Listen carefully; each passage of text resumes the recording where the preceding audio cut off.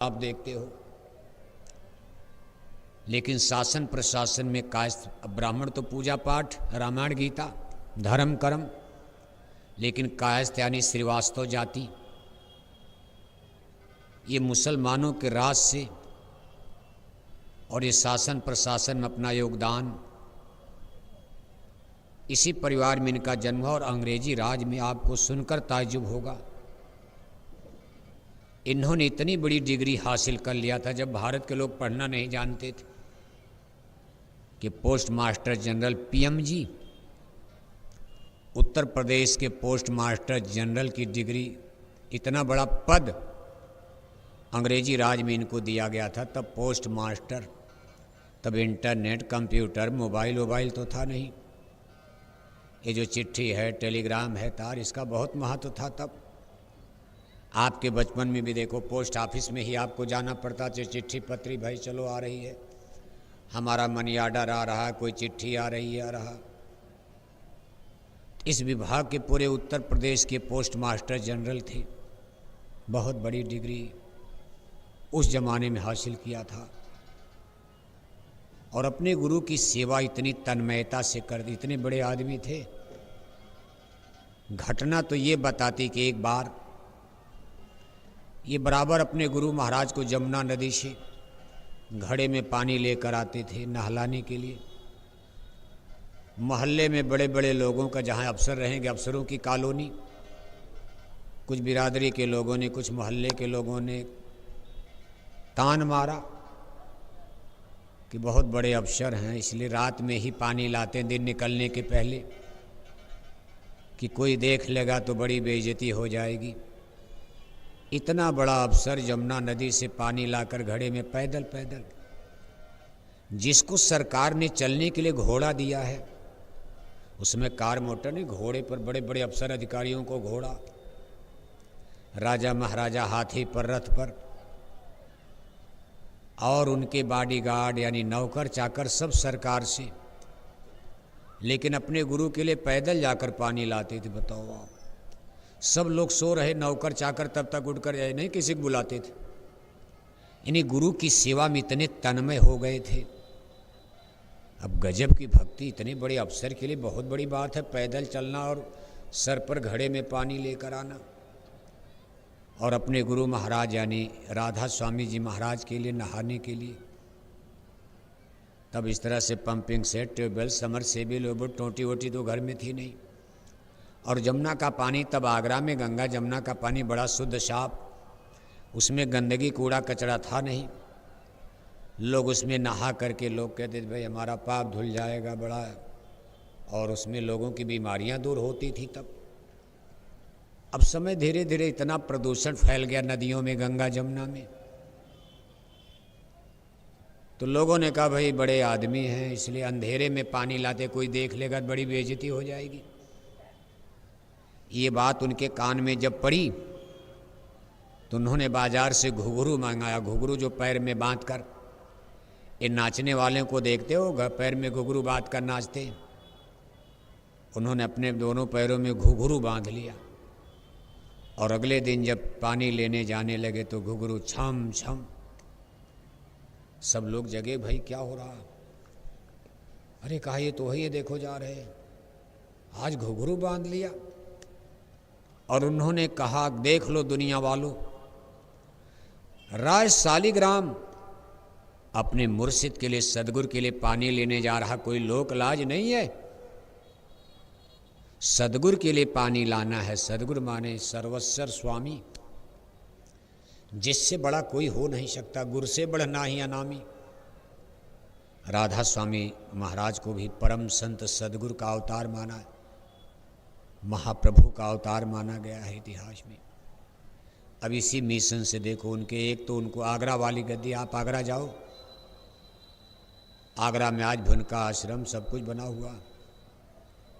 आगरा में इनको कह दिया भाई आप यहाँ प्रचार करोगे। बाबा गरीबदास को उन्होंने दिल्ली में कहा आप वहाँ प्रचार करोगे। और इनके और एक शिष्य थे बाबा जयमल सिंह, जाट के सरदार थे, सिख, जाट सिख।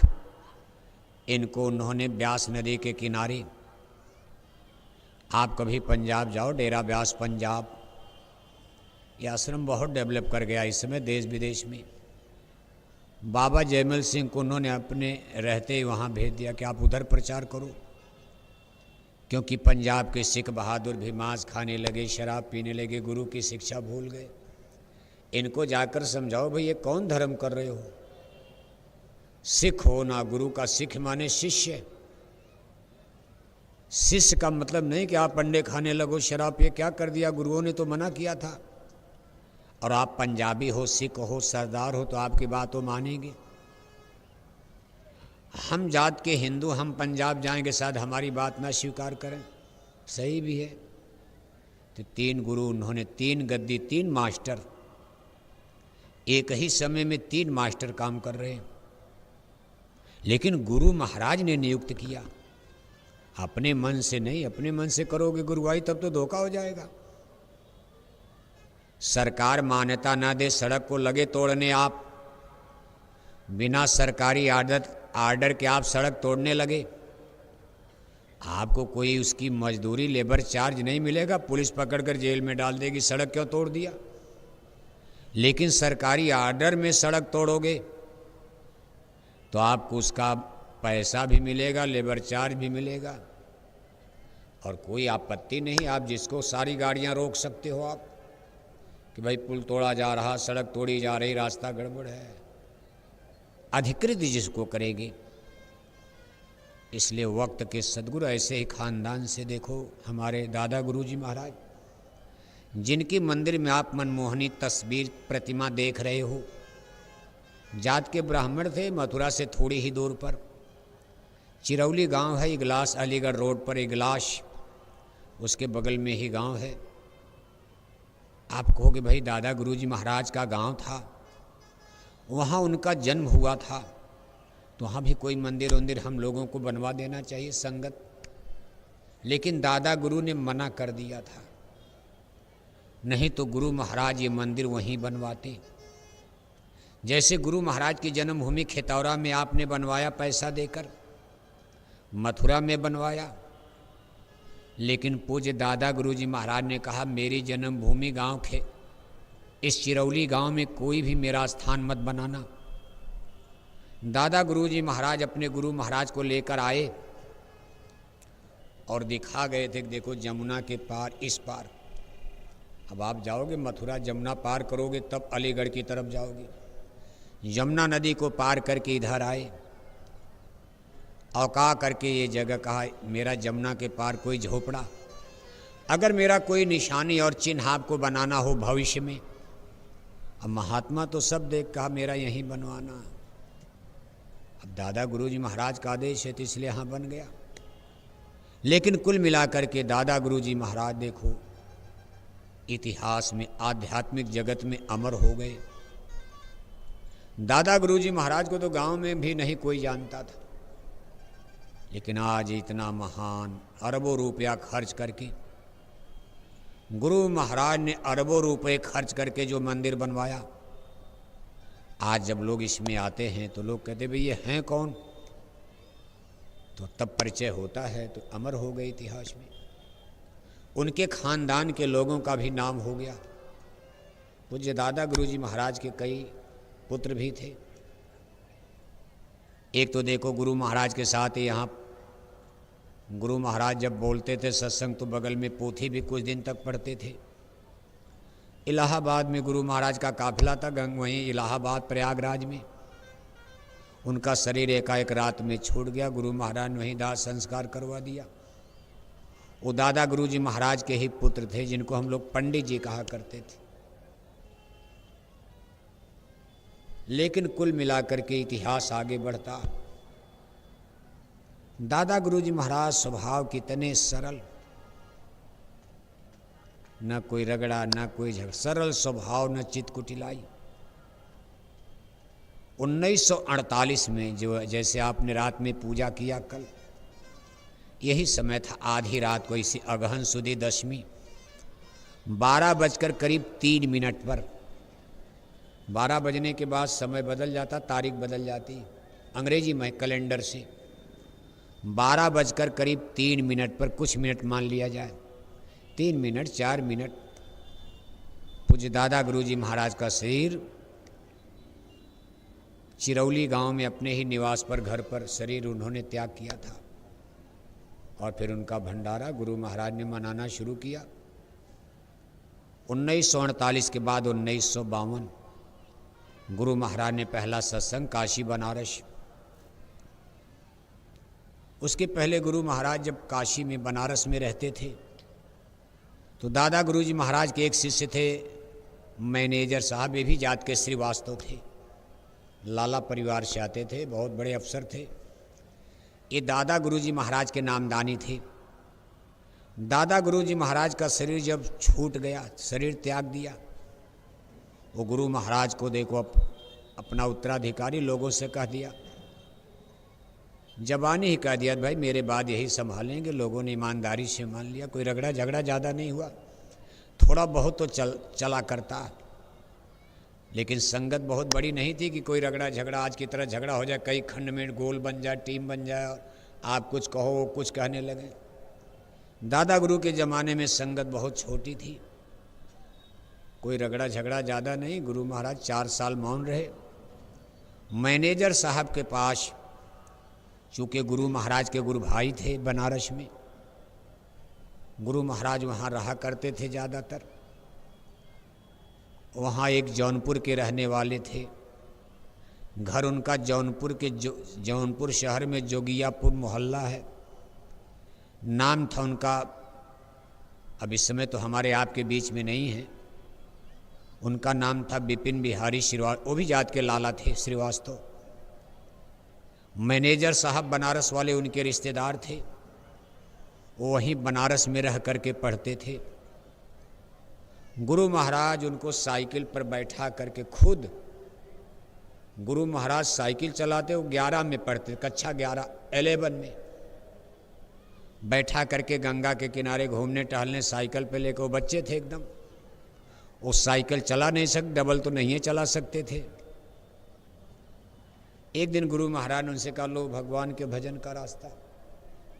पहले दिन एक नाम उनको दे दिया, पहला नाम। फिर थोड़े दिन में दूसरा नाम, उनको 5 खंड में 5 नाम दिया। अब अपना आकर के कुछ करने लगे तो मैनेजर साहब तो सत्संगी नामदानी दादा गुरु की, वो गुरु महाराज पर बिगड़ गए।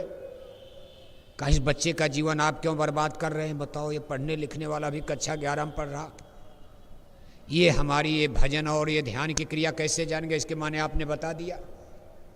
अरे गुरु महाराज ने कहा, भाई पढ़ाई लिखाई और इसकी अच्छी हो जाएगी, भजन करने से कोई घाटा होगा? खैर जो भी रहा, मैनेजर साहब बहुत नाराज हुए।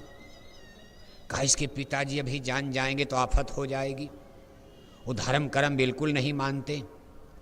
और सही है, मास्टर साहब के पिताजी को मैंने देखा था, वो मरते दम तक गुरु महाराज के सपोर्ट में जब बहुत नहीं आए, बड़ा विरोध करते थे। वो कोर्ट कचहरी में मुख्तार अपना वो भी नौकरी करते थे, इंटेलेक्चुअल लोग थे बड़े बड़े। जब इनकी डिग्री पूरी हो गई, साइंस पढ़ लिया, विज्ञान पढ़ लिया, कहा हम वकालत पढ़ें। गुरु महाराज का नहीं, तुम मास्टर बनो, मास्टर, वकील नहीं। और मास्टर बन गए। गुरु महाराज ने उनसे कहा, आजमगढ़ चलो आप। घर जौनपुर में जोगियापुर, जोगियापुर एक मोहल्ला है। इसी जोगियापुर में आगे देखो एक बड़े बाबू नाम से, जिनको शिवमूर्त यादव कहते हैं, आज भी उनका बहुत बड़ा परिवार है। ये सब लोग पुराने संगत के पिलर्स। अब आज सब लोग हमारे बीच में नहीं, लेकिन संगत की बहुत बड़ी सेवा इन लोगों ने।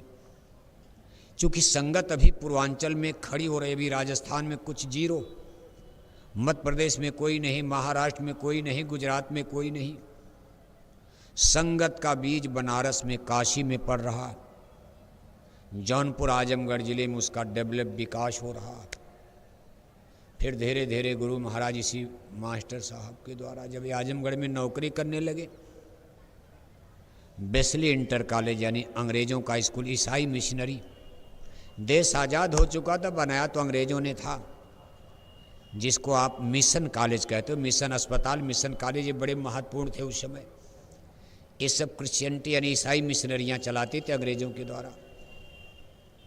उसी कॉलेज में वो साइंस के मास्टर बने। अब गुरु महाराज उन्हीं के आधार बना करके आजमगढ़ पहुँचे।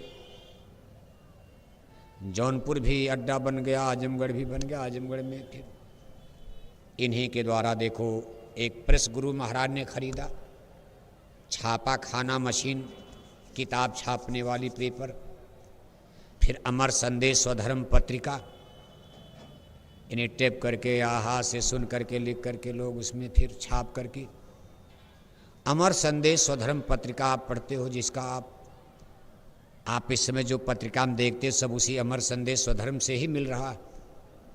नहीं तो गुरु महाराज ने 60 में क्या कहा, 65 में क्या कहा, किसको क्या पता।